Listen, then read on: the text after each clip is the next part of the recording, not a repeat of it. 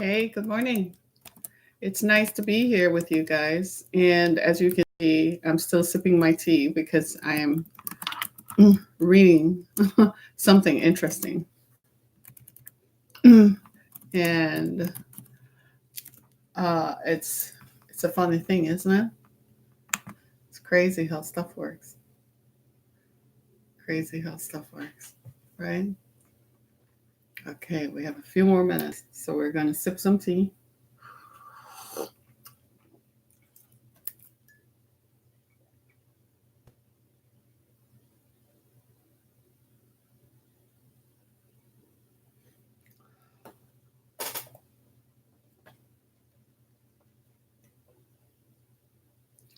Self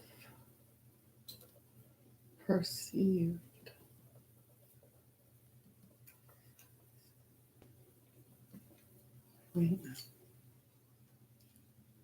And vulnerability.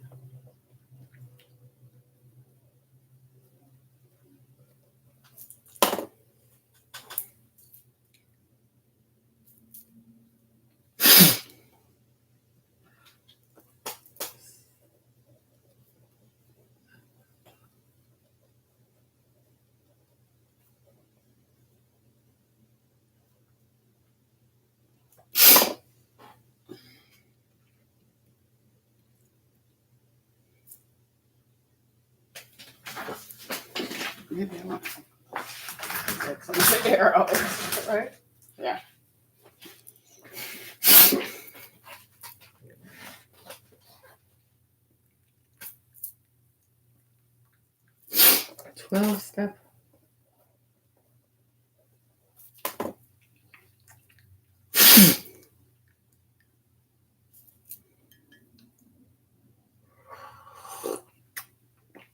Mm.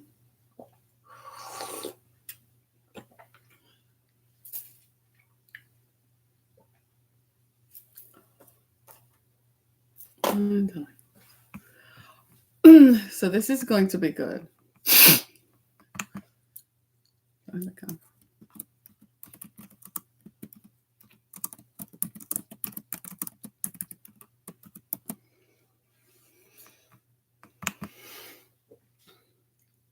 Hey, morning.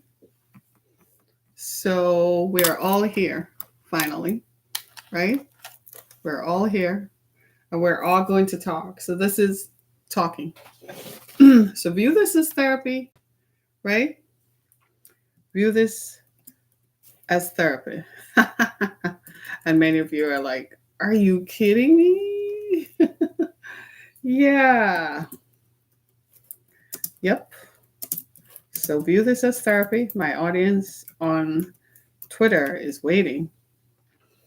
And they're waiting to go live. Right? So, women who are sex addicts, we're ready for this? Are we ready? You're looking at me close up and you're like, is that right? Yep. You're looking at me right there, live and living color. I guarantee you, sitting down is something else. I don't look like this when I stand up. Morning, cuz. Hey, my cuz is giving me a shout out over there. Right? Don't look at me. This is not how I look. When I stand up, I don't look like this. This is when you sit down and you have muffin tops and all kinds of stuff. So don't look at me.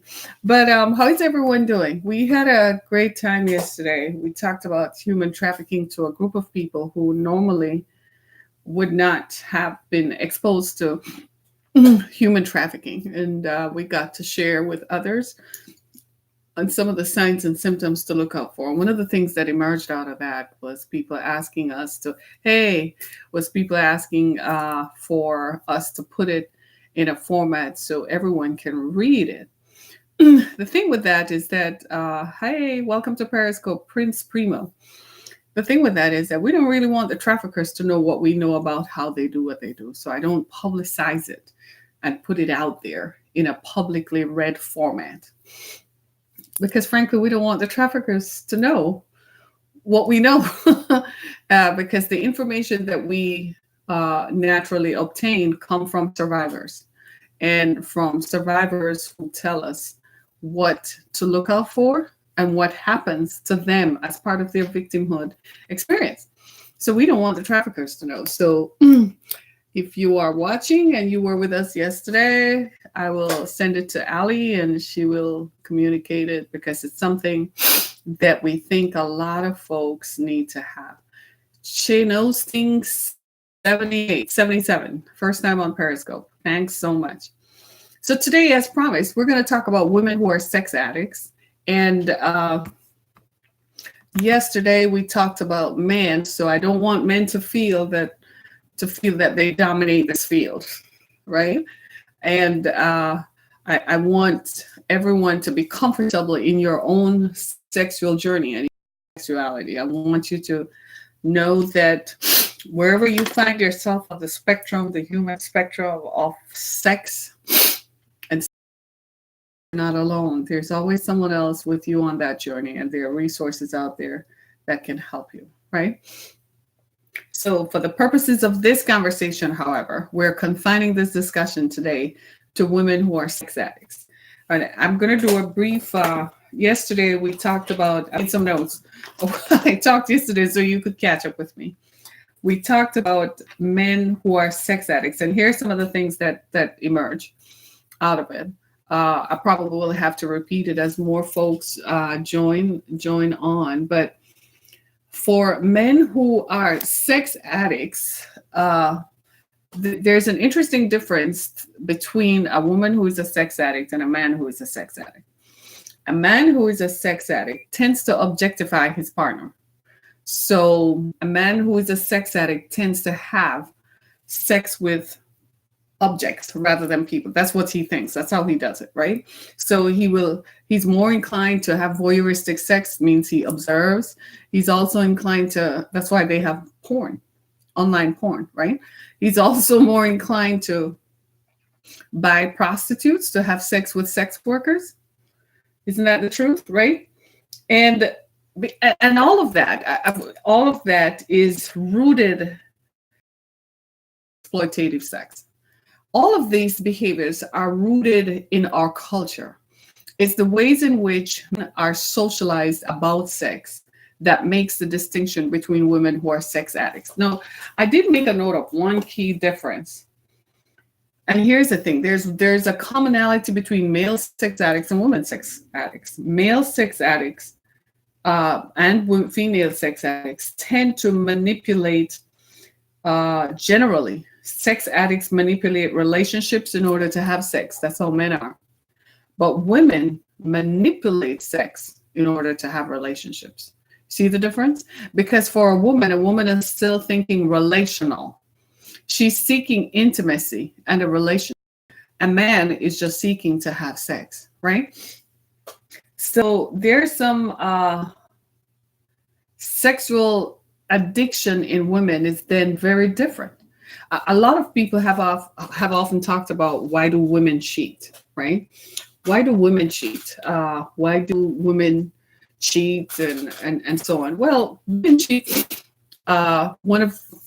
Women cheat because they want to gain attention from their partner. They're not getting the kind of attention they want uppermost in their minds. They're not, trust me, they're not getting the attention from their partner that they desire. Whether that attention is sexual or whether that attention is emotional, the bottom line is they're not getting the attention that they want. They're also having sex with others to gain attention so that their partner, if he finds out, will think that she's sexy and appealing and other people find her appealing. She's also doing it because somebody else has got her attention, right? Restart your life, the connection went out. Are you kidding me? Oh, did it? Huh? Did it go? The connection went out. Are you kidding me? Okay. Thanks to Compass, who is having a good morning. The rest of you can see me, right? Right? Can you all see me now? I'm sorry, we're having technical difficulties. I don't know what it is with these platforms, these streaming platforms, and these connection too poor. No kidding. That's Comcast for you. That's not me, y'all. That's Comcast. Right? I don't know what it is with them, but the thing about it is that sexual addiction. Well, head over to YouTube. Head over to YouTube.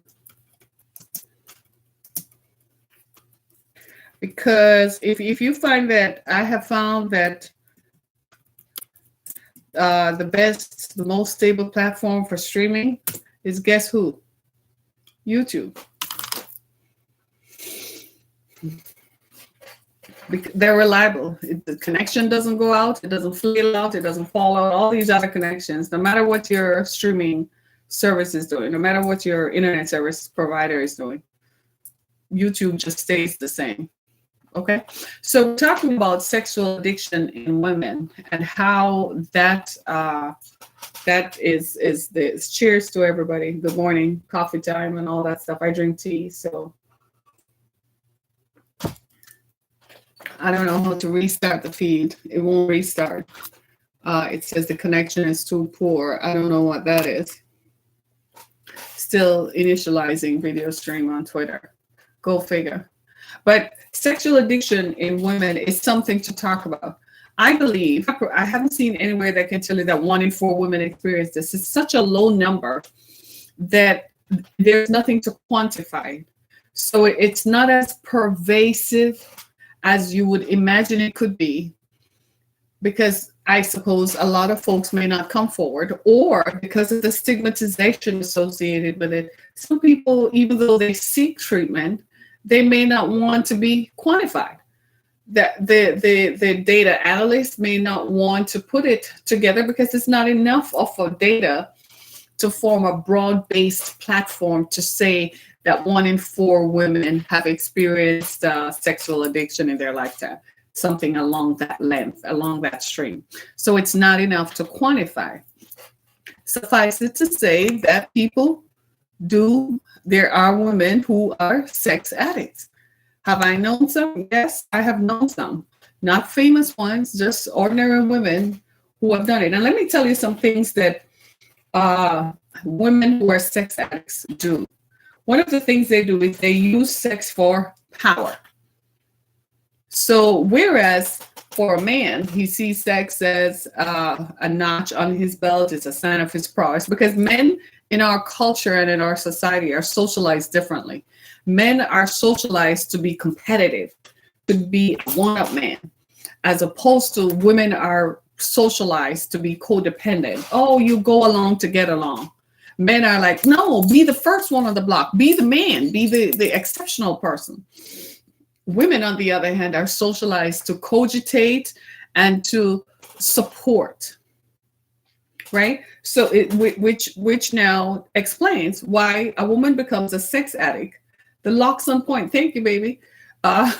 Which explains now why when a woman becomes a sex addict, she's doing it for power. She's also doing it for control. And we see this a lot in people who have been sexually violated early, that they're assuming control of their body and assuming control of their sexuality. They have sex with multiple people to prove that they are the ones who are in control. People who have been abused, whether sexually or physically, tend to be, when they emerge from that abuse, tend to become what I refer to as sexually promiscuous. They're sex addicts. One woman confessed to me, I'm addicted to sex.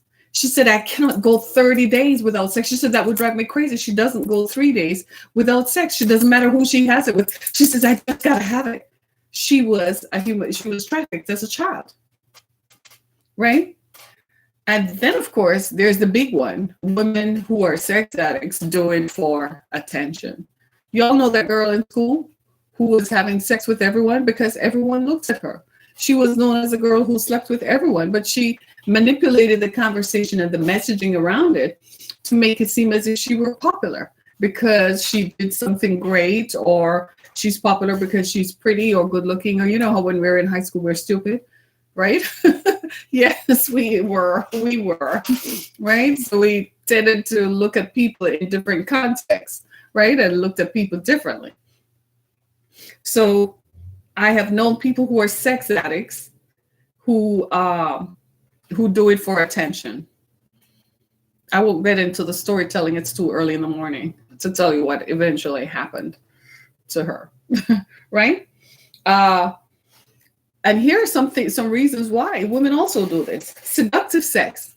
You know how you ever watch one of those Lifetime movies where they seduce? It's a fantasy they're acting out. They do it for fantasy sex, where they're acting out good morning, where they are acting out a fantasy.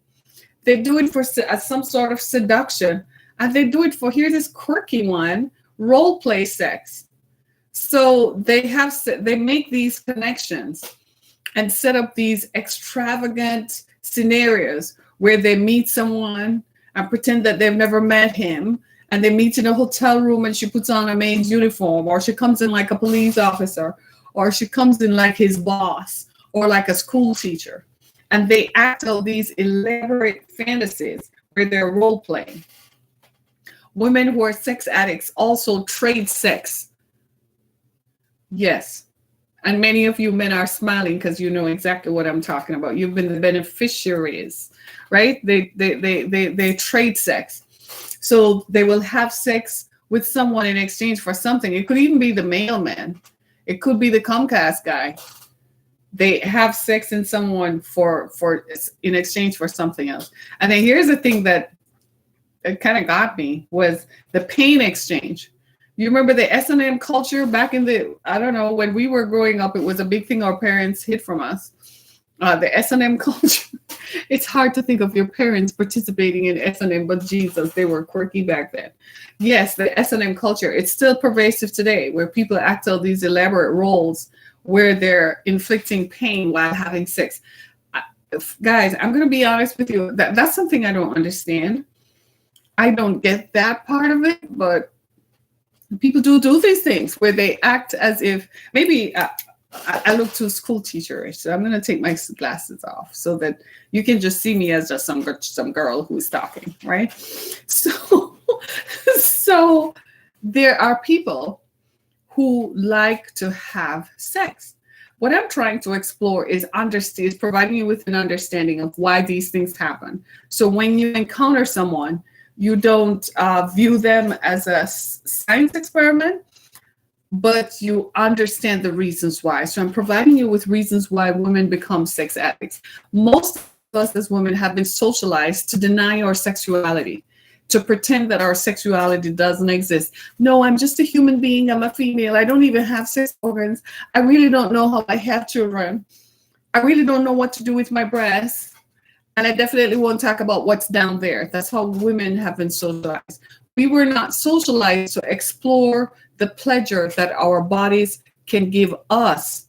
We were told that our bodies existed for the pleasure of men, and that we were only to give it up to the right man, and that in giving it up to the man, he was going to marry you, put a ring on your finger, and live with you happily ever after. Ladies, can we say that does not happen? Shake your head.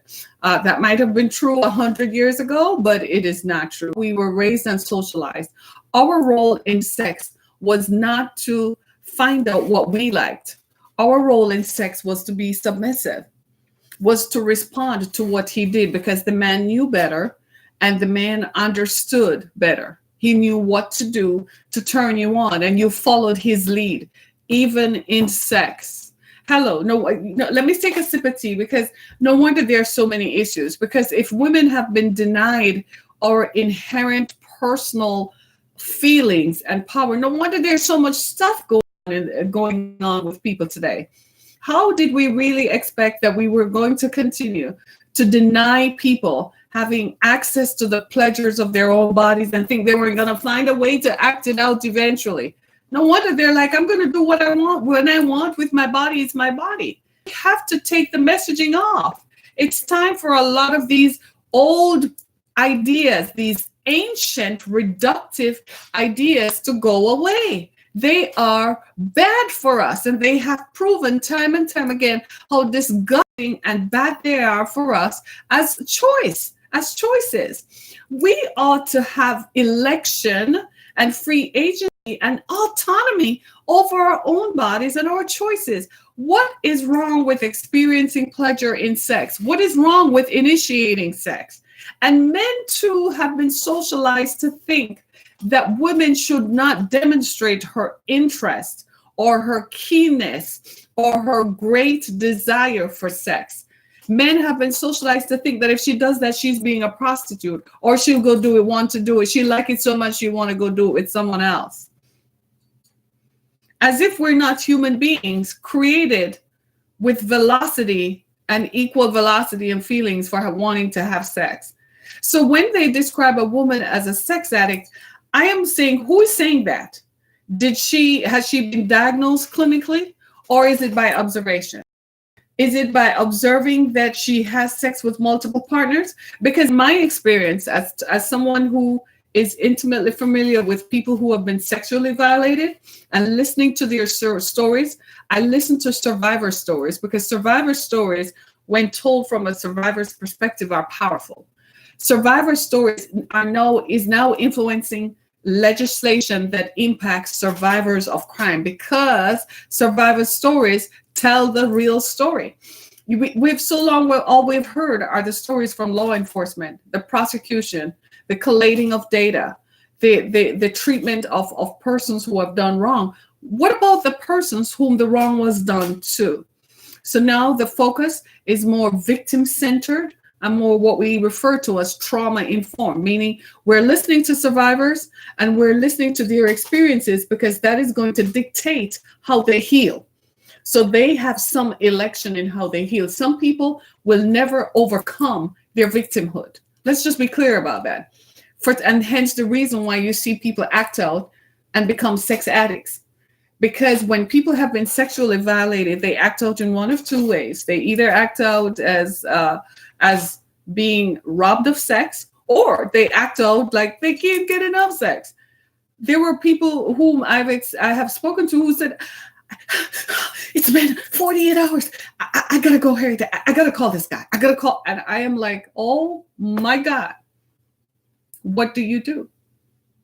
In trying to suppress it, they don't know how to suppress it. And I'm like, you need a sexologist. You need to go into full treatment to understand the triggers that present those. Do you see what I'm saying? Somebody's leaving a comment here. You're just saying good morning. Do you see what I'm saying? So in understanding it, one has to gather and look at the totality of the person's experience, the personhood, what I refer to as the personhood of the person. Who are you? Who is it? Who are you? Where do they come from? How did they grow up? What happened in their environment? How were they socialized? Those are key factors in determining how a person becomes a sex addict. It's much easier for men because generally, all over the world, men are socialized to be in command and to be in power and to do all of this stuff. Generally, women in different cultures are presented as more codependent depending on the culture. And I know you're not liking that because we're all thinking it's time for progress. I agree with you. I totally get you and I totally agree with you. So what drives a woman to be a sex addict? Well, let's explore this one, for instance. Power. Anytime you see a woman acting out and she wants to have sex with multiple people, right away, there are three things that come to your mind: power, control, and attention. Let's look at power. She wants power. That means at some point, her power, her own sense of power was taken from her, whether it came from an environment that was religiously oppressive and repressive. Yes, those things happen. So in severely religious environments where we tell people they cannot have sex, listen to what we say. We say you cannot have sex before you get married. And then they don't get married until they're 28. Are you nuts? They're going to have sex with a same-sex person because they have feelings of wanting sex. I kid you not. This acting out, and you think, wow, that person has been robbed of their sense of power. Yes, that is true. That is very true. And how do they claim it back? By demonstrating that they can have sex with as many people as possible. Yeah. Hey, Doc. Sounds make sense, right? So they're looking for to reclaim their sense of power. Secondly, control. That's someone who had lost control or felt as if they had lost control over their personhood. So they were either sexually violated or they were in repressive, say the word, oppressive environments. We fail to understand how much our environments impact us. And now that we are seeing it played out, it may not have been your personal experience, or you may not want to come forward and say it's your experience, but now you're listening to other folks' stories and you realize how much our environments impact us. So you went to Catholic church where you had to wear a slip in 90-degree weather all day because nobody should see your panties. Like, who is looking up under your skirt to look at your panties?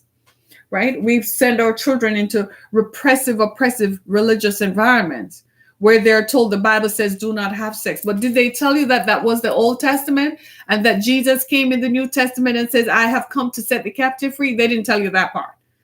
They told the part that they don't know. And while they're telling you that, the deacon, trustee, and everybody else is touching up the young people in the church. Come on now. Don't let me get started on that. Religious, oppressive environments, not just in the Black church, in every church. You see it played out now. Telling people they can't have sex. Daddy's at home in one, I think it's the Jehovah, is it not the Jehovah's Witness?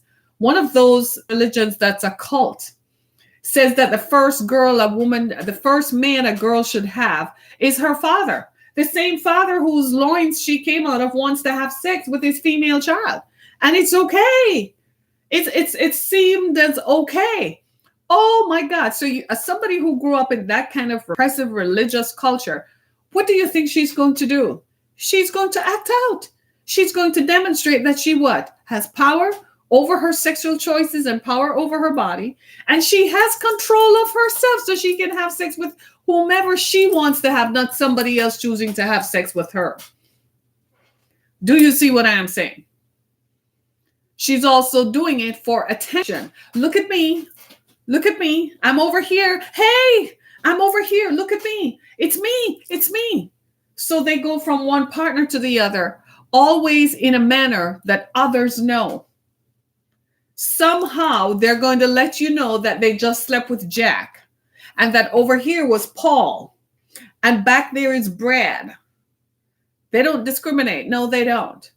They're going to let you know. They go to parties and they're going to flirt with every man, letting every man know she's available sexually, to the extent where other women will start alienating her because they don't want that bug to be attached to their lives and to their husbands because it's destructive. And secondly, nobody wants to be around that person who just seems to want to suck the life out of everyone else. And this is the point where I say that sexually addictive behavior is destructive because it destroys the individual. The person becomes destroyed because they don't know what they're going to do, right? They don't know how the behaviors that they attach themselves to invariably end up destroying the relationships around them. My throat is getting dry, sorry. So where do these behaviors come from? And what can we do about it? Well, believe it or not, there are places where you can go to be healed. I'm not going to itemize them or talk about them because I think you can find them in your area. And I'm not going to put it out there because I don't want people, for most men think that a woman who is a self-described sex addict just wants some sex. Most men think, men's attitude towards that is like, just give it to her. If I have sex with her, she won't want anybody else. Just give it to her. That's what she's looking for. No, she has very deep-centered needs that are unrealized and that are not met. And she's using sex as a tool to get those needs met. A lot of people use sex for intimacy. Men are famous for doing that. They will have sex with multiple people looking for intimacy. They will have sex with people just to have a conversation, but instead of talking, they use sex. And that is intimacy. That was close enough. I was just with you. Let me hug you and let's have sex. And women have been socialized the opposite. We have been socialized to have relationships as opposed to having sexual connections. So imagine a woman now. This is why you see all these sitcoms everywhere and all these TV shows and so on, where people go to the bar and they just have a hookup and they start drinking. And then an hour later, they're in the bathroom having sex with some random stranger. That's a woman who is proving that she is just as equal to a man. She has sexual power. That's what they want you to think, that women do that. Hence the reason why we're all being attacked everywhere, because they look at you and men think nowadays there's some creeps out there. I'm not talking about you guys, right? There's some creeps out there who look at you, and if they say hello and you don't answer, they're either coming to grab you, snatch you, follow you, stalk you, and then grab you, which explains why a lot of us women today, we're just like, I don't want to feel vulnerable. Some women go to the extreme of dressing themselves down, making themselves less attractive just because they don't want to be picked on. Women go out in groups for that reason, right? Women go out in groups. They even go out with male friends, just so that they won't be picked on. Because people today apparently don't have boundaries, right? So the thing that I made a note while I was talking with someone on the phone just before I started, and one of the things they said was this. They said codependency is a self-perceived sense of weakness and vulnerability. But she also said something that I made a note of. I was talking with someone, a therapist, on the phone, and she said, listen to this. Sexual addiction is a desperate, compulsive, exploitative behavior, obsessive behavior. And I thought that's key in understanding it, because you need help. If you find that you have a sexual addiction, you need help. Let me hear what somebody's saying. Good morning to you, and yes. Oh, thank you. You love my hairstyle. Right? Actually, this is an accident.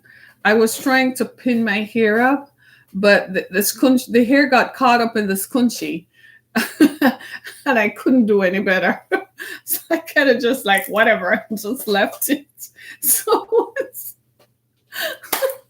it's an accident. I was in an environment yesterday, and you know me, I am myself. You know, I am very free-spirited. I have come to the stage where I accept myself in my totality of my experiences.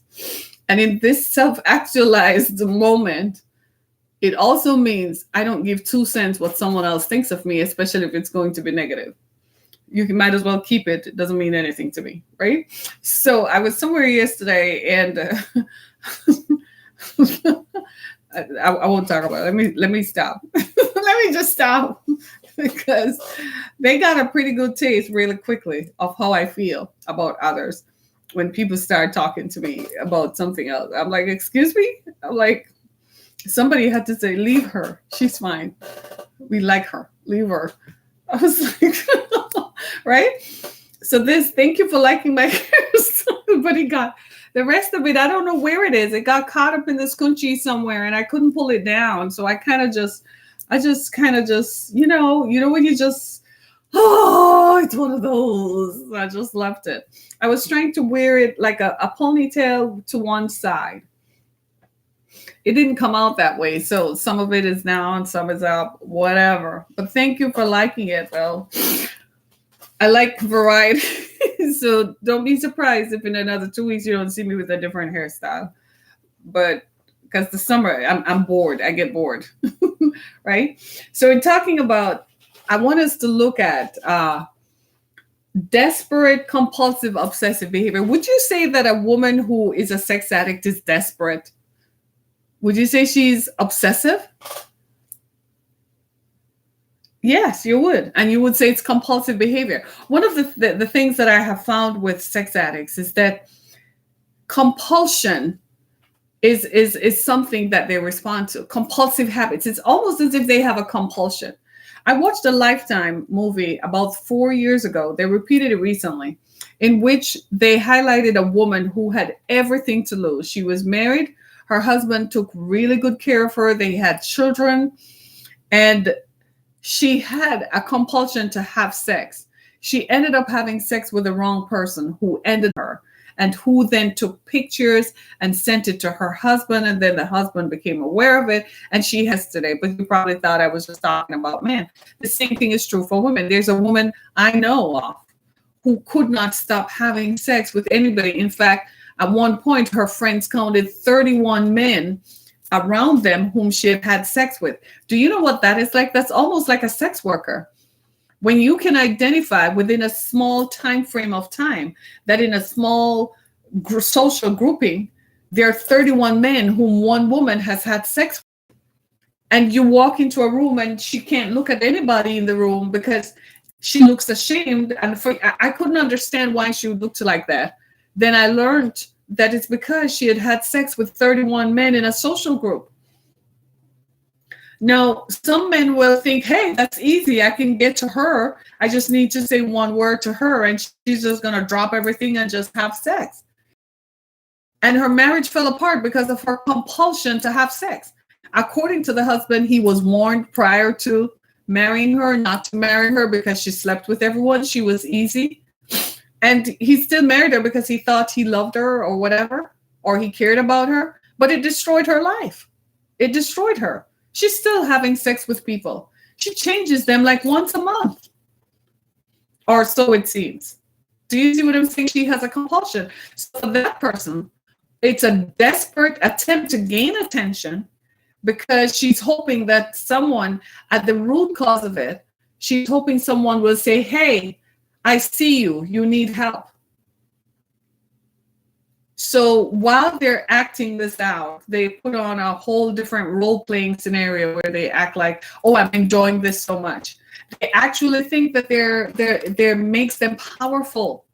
They derive a sense of power from it because they think that, especially when they have sex with people whom they shouldn't have sex with, like your best friend's husband or your sister's husband, or your brother, your brother-in-law, your brother's brother, your brother's brother-in-law, your teacher, your boss, their teacher, their boss, someone in the community, the neighbor whom they shouldn't be with, the guy down the street, the guy at work, or should I say the guys at work. Do you see what I'm saying? So it gives them a sense of power that I know him intimately and he knows me intimately. But what they don't realize is that there's a psychosis there because those men, once they have been exposed, they don't go back to that. They feel embarrassed. But to the woman, it's a desperate attempt to gain attention. She will even remind them of the contact. It's desperate. It's a compulsion because it has the potential to destroy, because one day they might run into the wrong person who might follow them home and who might stalk them and present a danger to them if they have children or to other family members. It's obsessive because they're obsessed with the idea of always being in power, always being in control, and always having sex. Can I just explain this?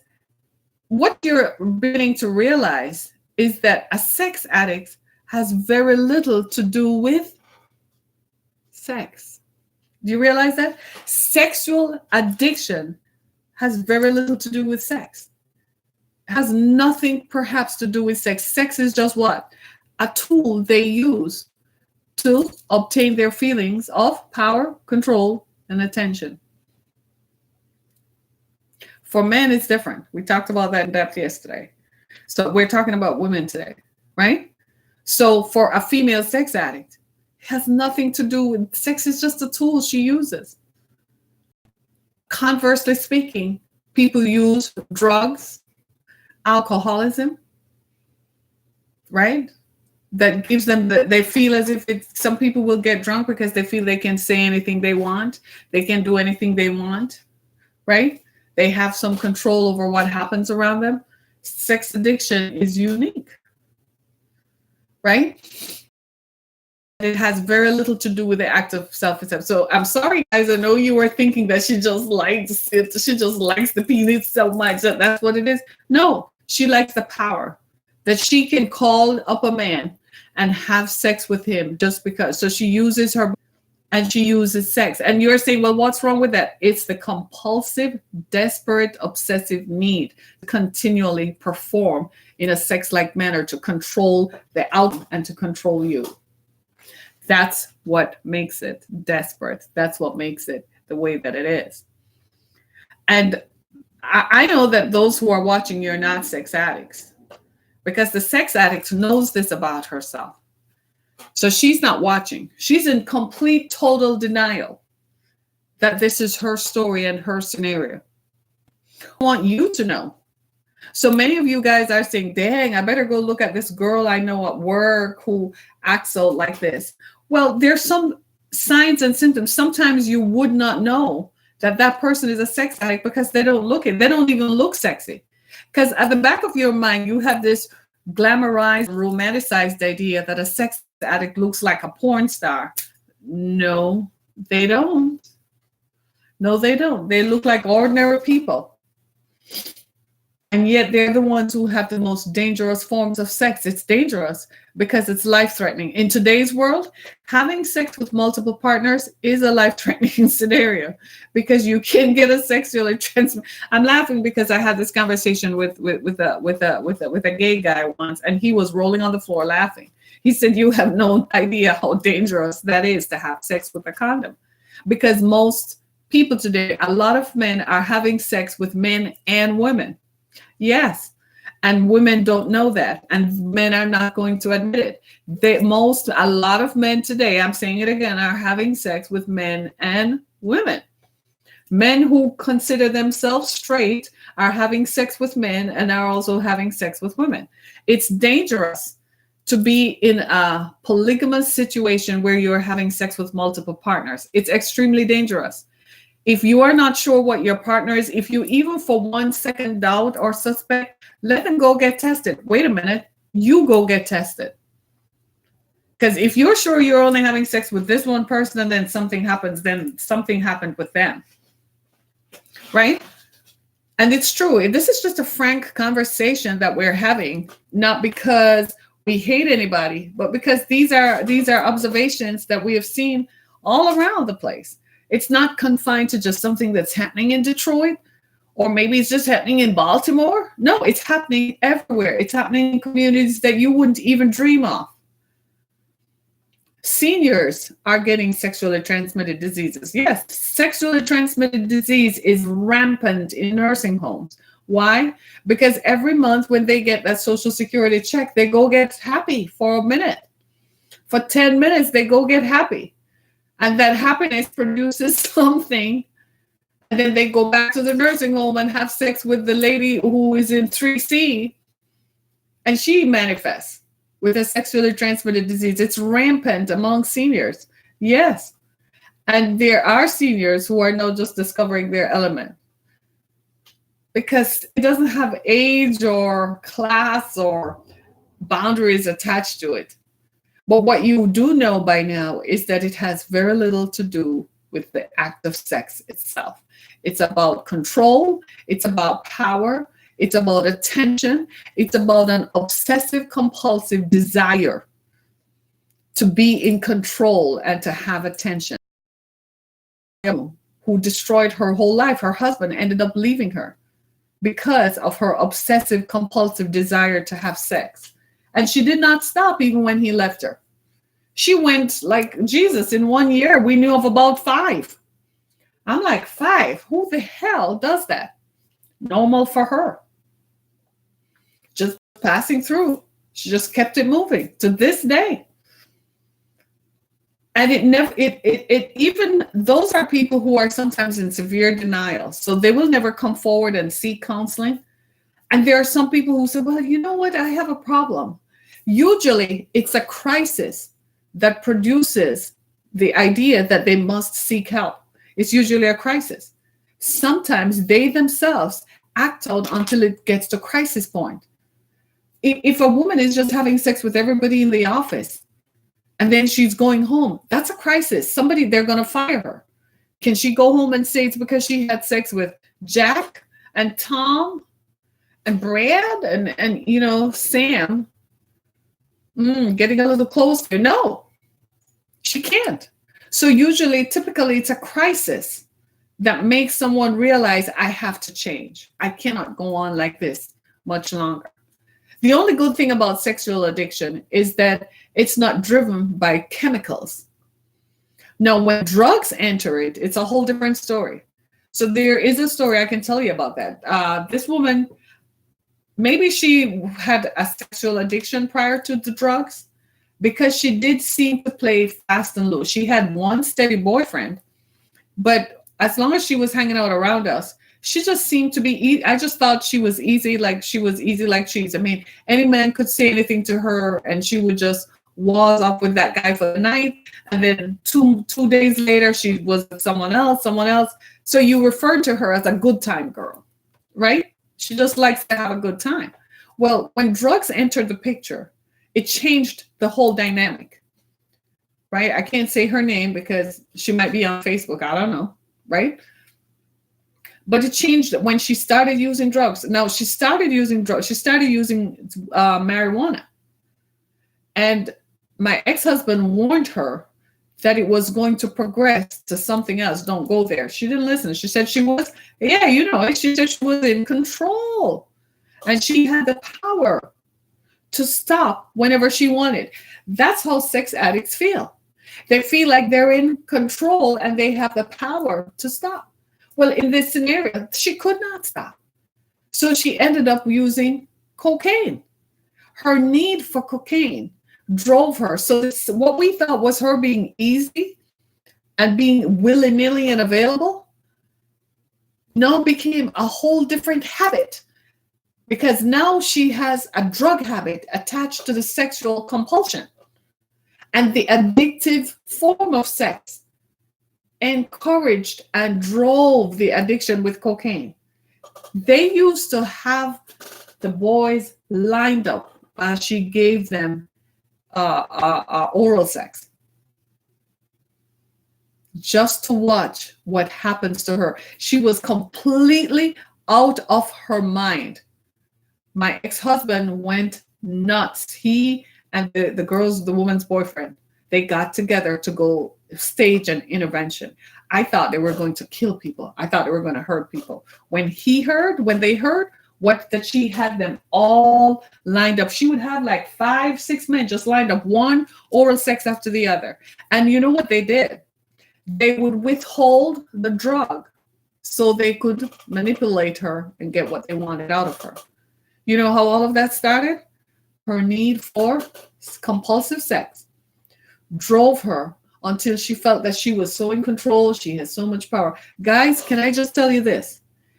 Don't be fooled by any compulsion that you can't control. If you can't control it, stage an intervention and get that might be. Because the minute you think that you have power and control over some habit or compulsion, that's at the point where it controls you. It's subtle. It's disguised. And what it does is it sneaks into your senses, into your mind. Once it gets into your mind, it has control of you. That's what I saw played out with that girl. They had to stage an intervention where they went and got her and put her on a plane and send her away so she could get the help that she so desperately needed. Otherwise, she would never have survived. She had them all lined up. Sometimes they told us 3 times per day. The compulsive sexual addiction that we thought was just easy, that she just was young and she didn't know. And I remember my ex-husband saying at the time, but you are young, so how come you don't? And I said, different strokes for different strokes, different folks. That's how I explained it at that time. I said, maybe I don't need that. Maybe that's how. He said, no, there's something wrong with her. He said, I've seen this before. Trust me, there was something wrong. Yes, it does happen. And there are stories like that to this day. You all can relate to that. Because now you're going to look around you and see the young girls and the women whose lives have been destroyed by a sexual habit that drove them to drugs, that drove them to alcoholism. You know it has struck form because she can't seem to get out of it. You know that woman who leaves her children, and when she was young, you thought it was just because she was young. You thought it's because she was 18, right? And she leaves her children with a sitter, or she leaves her children, then she leaves her children at home when she can't find a sitter, just to go down to the club, right? Well, she's going to the club because she either gets alcohol there, or she gets drugs, or she gets sex.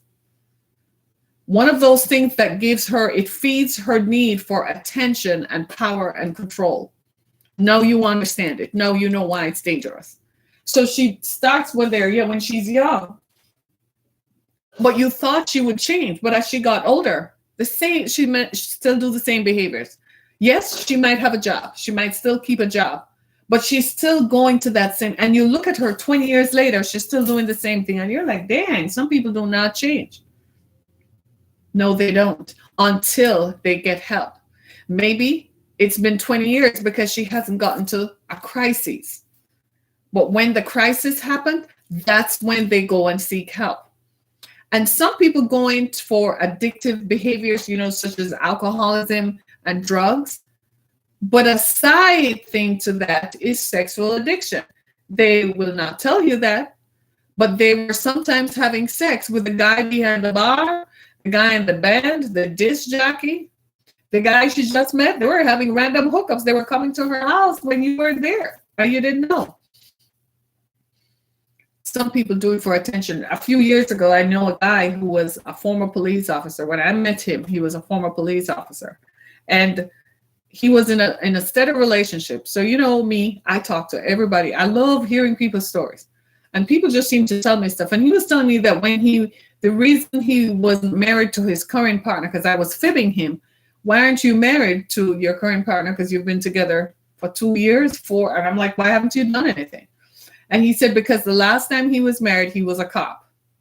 And apparently, he said his wife, he discovered, was a sex addict. So she knows he's a cop. One of the worst things you can do is cheat on a man who carries a gun. Ladies, don't do that. Don't do that. Don't cheat. Don't do that. And he said she must have been a sex addict, because he said, why would she do that knowing that I'm a cop? And he said he was at work, and for some reason, he felt like going home that day. And he went home. And when he went home, he saw a car parked up in his driveway.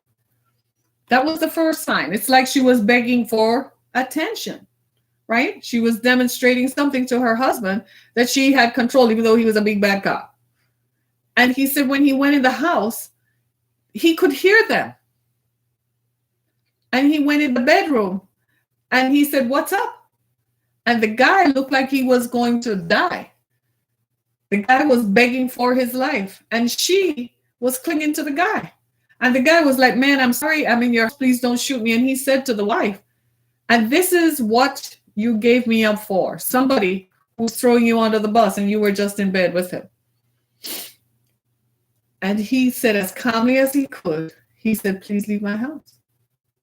And he walked out and never went back to that house. He didn't trust himself to go back to her, to go back there or whatever, right? And he found out that his wife was a sex addict. It was a dangerous way to find out, right? But he found that out. He divorced her, had nothing more to do with her. Could not, his lawyers handled everything, said as to this day. Their kids grew up and went to college and so on. I never asked the question, did you tell your kids? Because that was superfluous to the story. But it was, and I said to him, did it occur to you that she was trying to get your attention? And he said, now that I think about it, maybe she was. Now, do you see how these things years later can still play in a person's mind and in someone's emotions? Because sometimes you physically walk away from someone, but you haven't emotionally left there, right? And some things that happen in a relationship, you don't forget. You think about them and you wonder why people acted the way they did. Some of you have been with people, even when you were in college, you wondered why there was this girl whom you liked and you liked her, but she just seemed to have sex with your friends. You know people like that. They just seem to have sex with other people. You find, and then they have sex with your brother, your cousin, even your father.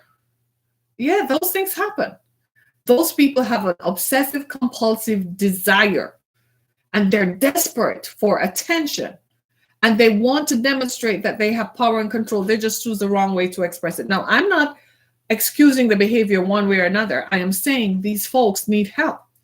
You can't suggest that you're a sex addict. You see them fooling around. If they're trying to have sex with your man, and you know that they have had sex with someone else's husband, like especially if you live like in a subdivision or a community or in some sort of social group, doesn't have to be a family member. It can just be someone in a social group.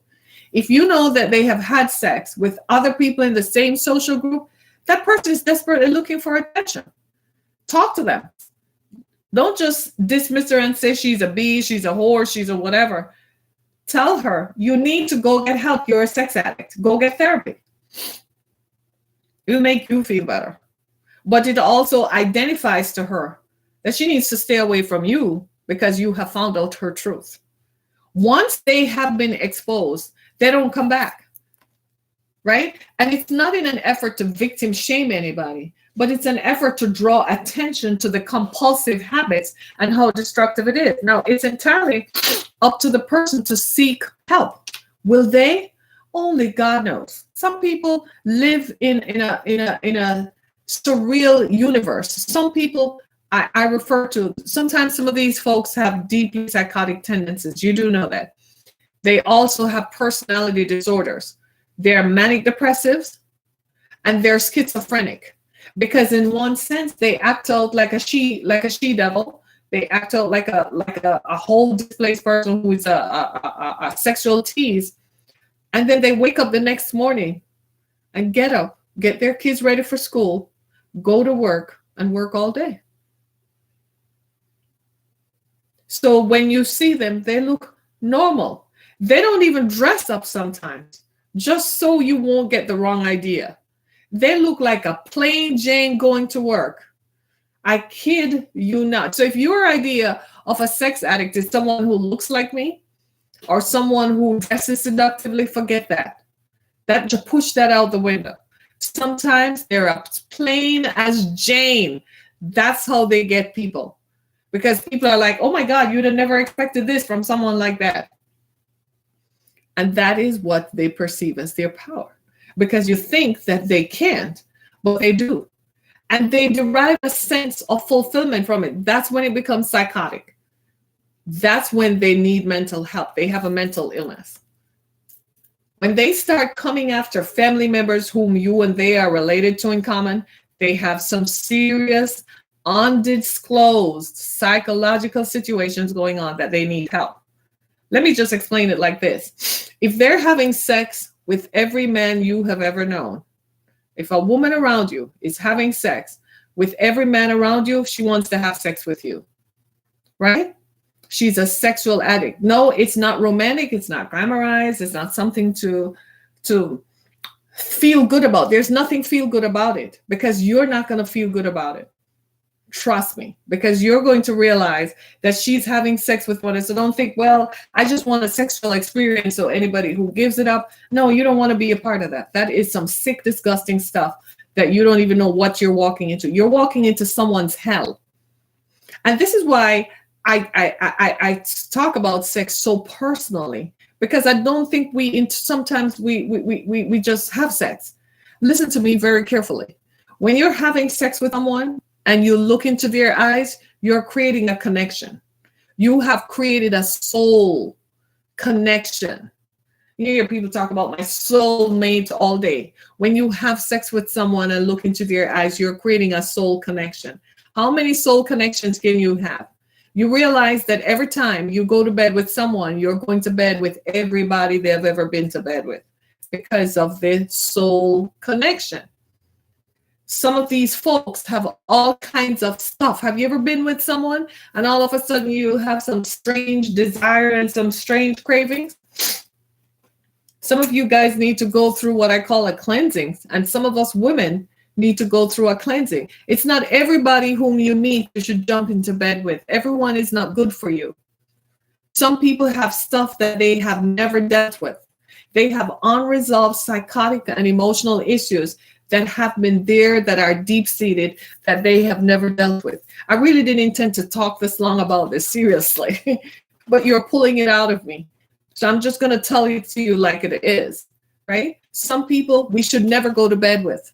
They have deep issues. They have what we call soul ties. They're connected to stuff that you don't want to be a part of. They are connected to drugs that they can't shake. They have habits that they can't shake.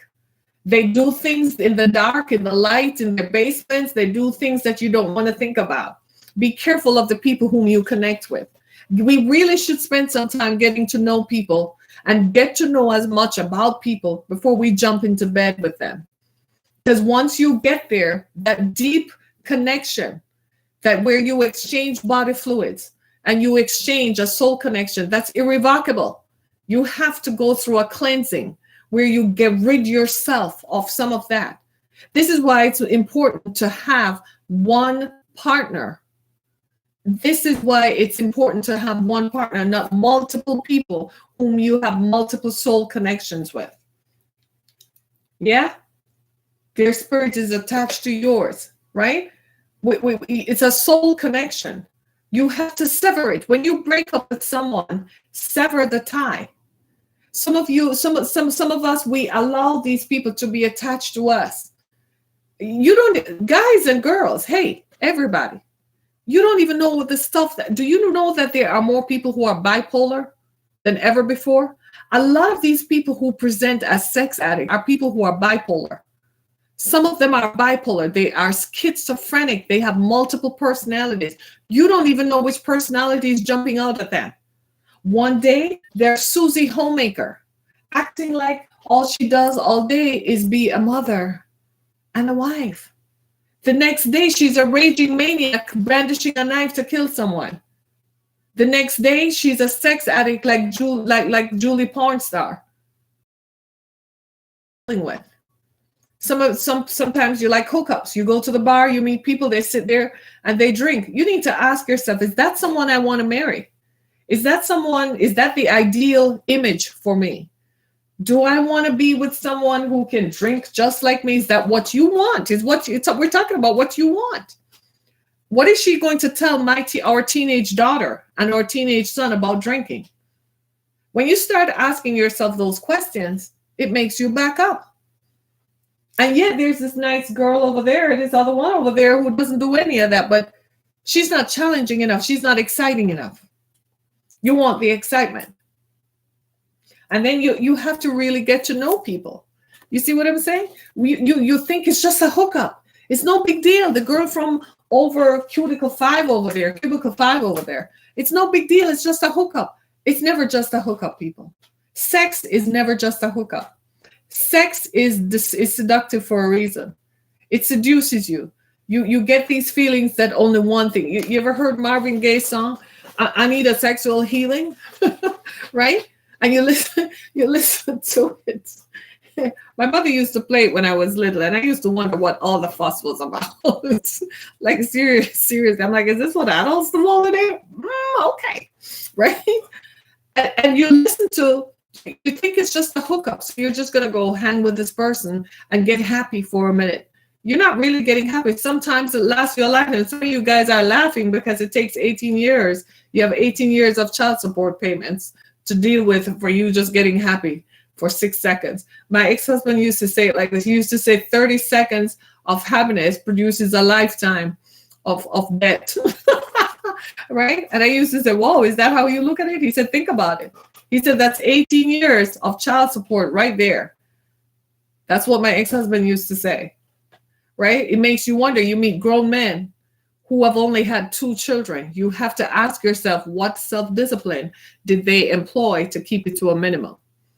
Right? Grown men who have 1 child, 2 children, 3 children, and they've lived all their lives with just those many. And then you meet a 35-year-old who has 10 children. And you're like, whoa, where's the self-control? You see what I'm saying? Do you absolutely see what I'm saying? So it's very important for us. It's a very important thing. We take sex too casually, right? And we just jump into bed with people and just have sex with people with no idea of who this person is. Some of these people didn't take their meds, haven't taken their meds in a while, right? And then you have that medication mixed with alcohol and mixed with other substances that they're using. People are taking their bipolar meds and smoking weed. Hey, I'm against marijuana legalization. No, because the society is too drugged out already. Darn it, we don't need to legalize any more drugs. Right? What would happen? Enough, right? So when you see these things, know that this is what this is. It's a dangerous, destructive habit that requires therapy. They need to go to a therapist and talk about their own issues of why do you feel that you must be in power, you must have control, right? And you must have this obsessive need to gain attention. It's that thing, me. The attention is all on me. Hey, why? That's a question I want to ask. Why? Why do you need attention? What is it about you that was never affirmed that you need attention and you're looking for it in the worst way? It's like seeing a woman have you ever gone anywhere? You're at a reception or some sort of event, and there's always this one woman who's flirting with everybody. Why? She's trying, it's attention. Why does she have to go up to some guy and play up with him? Why can't it just be, hello, how are you? Nice to see you, and keep it moving? I'm not talking about being attractive where other people are attracted to you. That's a whole different thing. I'm talking about the woman who solicits, who wants attention, who will do anything to upset just as long as all eyes are on her. This obsessive need for attention, it's driven by our popular culture. These reality shows are not doing anything but driving people plumb crazy. Yes. So now people are acting out the behaviors that are scripted. Reality shows are not stuff that just happens.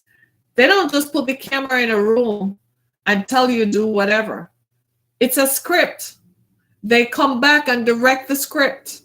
They edit. They tell you what to add. If you do this, it will get more likes on Instagram. If you do this, you will get more attention. While at the same time, Susie Q down here, who already has bipolar issues, is watching that stuff and is going to act it out. And then you have a whole generation of young women coming up who thinks it is normal to be like that. Hello.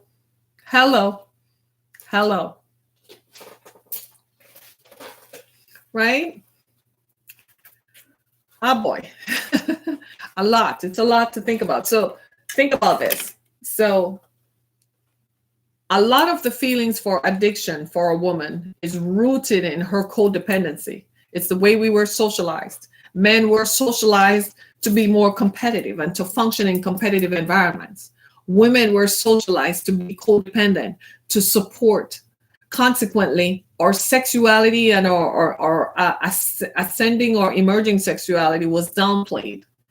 So some women, for some, not all, for some, being sexually forthright is perceived as some form of empowerment. And I say this, as a society, we were wrong in a lot of ways because we had these excessiveness to our culture where we were excessively repressive. We told people don't have sex until a certain age. We told people don't have sex, don't hang around the opposite sex, all this kind of foolishness. Right? Where at the same time, while you were telling them that Tom and Dick and Mayor and neighbor guy over there and uncle this, uncle that was having sex with your child, then your child grew up wanting to seek autonomy over their bodies and asserting that autonomy and expressing it in ways that you might find hurtful. A lot of that is what we're seeing played out today. They're literally shoving it in your face because someone else had shoved something else in their face. Let's just be clear about that and accept that and move forward with that. Accept that people were sexual, not because I have come to accept that just because it didn't happen to me doesn't mean it didn't happen to you. Just because that didn't happen to me doesn't give me the right to invalidate your experience. A lot of what we do as a culture is when people start telling their stories, we act like, well, something must have been wrong with you for that to happen to you. We act like it could never happen to me. And that is wrong. You are removing the person's validity. In a lot of ways, that's why we don't hear enough victim stories, because what's the point in telling your story if people are going to act like it's your fault? So the 14-year-old child who was touched inappropriately by a grown man, that's her fault. The 14-year-old boy who was touched inappropriately by a man, that's her fault. The 14-year-old girl who was touched by her babysitter, whom her parents trusted because she was of the same sex, that's her fault. The 8-year-old child who was touched inappropriately by some uncle, that's her fault. Think about that. You see where I'm coming from? So now we all have to modify our behavior. When you see these women acting out, and so, like I said, some of them may be sitting right next to you in the cubicle when you go back to work tomorrow. They're very nondescript, very plain Jane. Some of them are, they are the ones. It's not the one who says hi. That's rarely ever the one. That's the one who is the one who acts like she has it down pat, and there is nothing that she ever even lets a hair out of place. That's the one. Right? And there's a desperate need to get attention. They have a sexual addiction, and they need to, and very few people, like everything else, what do people do? They hide their addictive behaviors. They won't come forward. They won't say, oh my God, I should do something about this. They just leave it to fester, and it hurts and destroys their lives, destroys their relationships. What about the children of a sex addict? The children grew up knowing something was wrong with mom because she had 2 men over in 1 week. And then over time, the children realized, oh my God, my mom has slept with more men than I can count on my 2 hands. I need my hands and my toes to count the number of men my mom has slept with. So the child grows up and realizes that something is wrong, coupled with the fact that mom probably had what? A drug dependency problem. She either smoked or she drank. Mom had a partying problem. Mom went out and left the children. And I had to, as the eldest child, had to babysit. And then the children grow up and they ignore their parents for a while. They ignore them because that behavior is what? Destructive. While the parent was so busy engaged in having fun and exploring their own pleasure, the children were being left behind. The children were not taken care of. Their emotional needs were abandoned. Sometimes the children were even placed in desperate situations. They kind of just drop the kids off and take off. And do it frequently. I'm not talking about once a year or so on vacation or something like that. I'm talking about every weekend. They have a compulsion. Some of you are grandparents and you find that you're babysitting your grandkids too frequently. Have you realized it? That your children are dropping their young children off very frequently. You're always picking them up. So at first, they said it was work. They're working and they can't get off work. And then you start looking around and you realize that they're not managing their time well because other people do work and other people do have the same challenges. So what is it that they're not doing? They have some sort of thing going on that they don't feel responsible. They want to drop the kids off and somebody else take care of it. Right? They have some sort of addiction. Explore it. Find out, have a chat. Talk to them. Find out what's going on. Find out if they have some sort of a drug habit. Maybe it's a sexual addiction that they're hiding. Right? You notice that they have relationships, but they keep changing them out. Talk to them. Find out what's going on. Something is off somewhere, right? Right. So if you know somebody who is a sexual addict, please don't judge. Don't rush to judgment. Just ask, have you ever talked to someone about it? If they don't ever speak to you again, that's fine. That's up to them. It's up to them. But don't just leave them there. Just say, have you ever talked to someone? Don't even say you seem to have had a lot of relationships. Just say, have you ever talked to someone about the fact that you can't settle down with anyone that every time you settle with someone, you're always seeing having sex with other people at the same time. You need to talk to someone. If they never speak to you again, that's fine. That's on them. And I'm not saying this is a conversation you should go initiate, but if it comes up while you're having a conversation with them, certainly tell them. Go talk to someone. Leave it at that. We all have issues, right? Interesting, isn't it? See the difference between male sexual addiction? It is perceived that a man is not sexually addictive. He's just being a man having a prowess. With a woman, she's looking for power, control, and attention, right? But at the bottom line is that same behavior, regardless of gender, is still destructive, right? It sets in motion a series of destructive events, right? So join me again tomorrow. We're going to talk about sex in the workplace. If you don't see me, tomorrow is Wednesday. Yes, I'll be on Thursday and Friday. I'll be off the air. I'll be taking some time off to breathe and so on, right? So join me tomorrow. We're going to talk about sex in the workplace. Why do we have sex in the workplace? Let's talk about it, right? So tomorrow at 10 a.m. If for whatever reason, I'm always on YouTube, so you can always find my shows on YouTube. They're available. Download them, right? And because sometimes the feed on Instagram, Facebook, Twitter is iffy. Thank you, Twitter. Thank you, Facebook. Platform, right?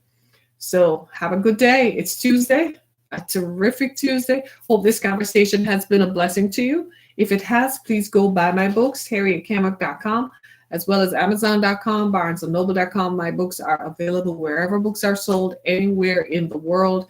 You can find them in the UK, in Turkey, in China, in India. My books are translated into the languages of the world. Thank you so much. I am humbled by your support. I love you, and it is my intention as I uncover these things to bring them to you so they can be a blessing to you as much as they have been a blessing to me. Thank you very much, everybody. Go out, enjoy your day, live your life, live gloriously. Thanks so much, everybody. Be blessed.